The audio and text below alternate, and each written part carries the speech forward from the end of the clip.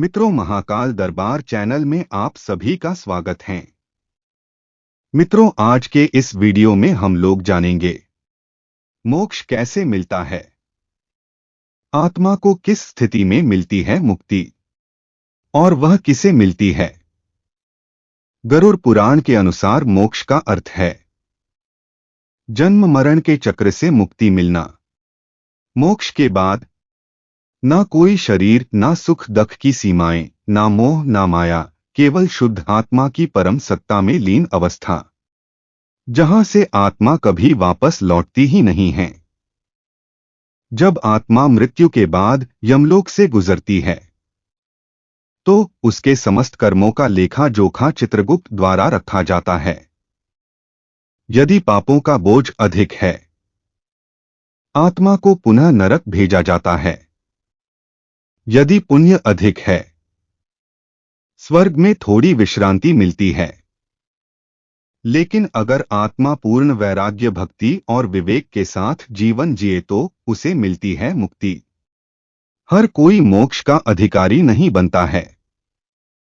मोक्ष उन्हीं को मिलता है जिन्होंने सत्कर्म किए हो, मन, वाणी और कर्म से पवित्र जीवन जिया हो, मोह माया से ऊपर उठे हो, ईश्वर की भक्ति को सर्वोपरि माना हो।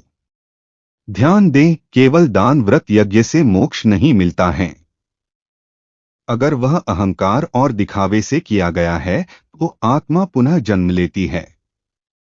भक्ति बिना मोक्ष असंभव है।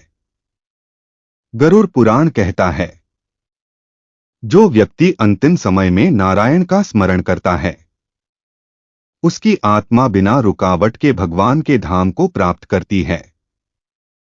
जो मृत्यु के समय तक भी लोभ, मोह, क्रोध में डूबा हो, उसकी आत्मा अनेक योनियों में भटकती है। जीवन भर पूजा करके भी अगर अंत समय में अहंकार है तो मुक्ति नहीं मिलती है। लेकिन जिसने एक बार भी सच्चे हृदय से हरि को पुकारा, वह मुक्त हो जाता है। अग्नि संस्कार, गायत्री मंत्र, श्राद्ध तर्पण, यह सब केवल माध्यम है। मूल उद्देश्य है आत्मा की मुक्ति। अगर परिजनों ने श्रद्धा से इन कर्मों का पालन किया तो आत्मा को गति मिलती है। लेकिन अगर आत्मा स्वयं जीवन में भक्ति और सत्कर्म नहीं कर पाई तो कोई अनुष्ठान उसे मोक्ष नहीं दिला सकता है। गरुड़ पुराण चेतावनी देता है, यह आत्माएं कभी मोक्ष नहीं पाती हैं। हिंसा करने वाले, अत्यधिक वासना में डूबे हुए, माता पिता का अनादर करने वाले, धर्म को अपमानित करने वाले, पाखंडी, झूठे और छल करने वाले। अब सबसे महत्वपूर्ण प्रश्न, आत्मा को मोक्ष कैसे प्राप्त होता है? गरुड़ पुराण उत्तर देता है, सच्ची भक्ति से। यदि आत्मा भगवान के चरणों में समर्पित हो जाए, ज्ञान से जिसने आत्मा समझ लिया, देह नहीं, वैराग्य से जिसने जीवन के मोह जाल को काट फेंका, कर्म शुद्धि से जिसने हर कार्य में दूसरों का कल्याण चाहा। गरुड़ पुराण का वर्णन अद्भुत है। मृत्यु के क्षण में आत्मा के सामने 3 मार्ग खुलते हैं। दक्षिण पथ पापियों के लिए नरक की ओर, उत्तर पथ पुण्य आत्माओं के लिए स्वर्ग की ओर, अर्क पथ मुक्त आत्माओं के लिए ब्रह्मधाम की ओर। केवल तीसरा मार्ग मोक्ष देता है।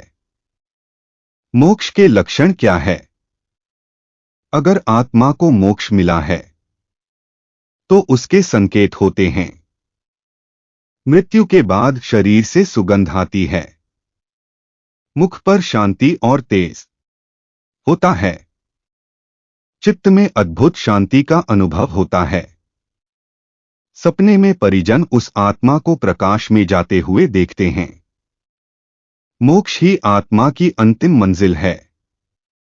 जब तक आत्मा मोह, क्रोध, वासना और अहंकार में बंधी है, वह जन्मों तक भटकती रहती है। लेकिन जो आत्मा सत्य सेवा और सच्ची भक्ति को अपना लेती है, वह देह छोड़ने के बाद ब्रह्मा में विलीन हो जाती है। जीवन छोटा है, पर आत्मा अमर है। पर हर बार यह जीवन नहीं मिलेगा। इसलिए जब तक हो ईश्वर को पहचानो, कर्म को सुधारो और मोक्ष के पथ पर चलो। गरुड़ पुराण कहता है, जागो, अब चेतने का समय है। क्योंकि मृत्यु के बाद अवसर नहीं, केवल परिणाम होते हैं। मित्रों, यदि जानकारी अच्छी लगी हो तो लाइक करें, कमेंट करें और चैनल को सब्सक्राइब करना ना भूलें। जय श्री राम। हर हर महादेव।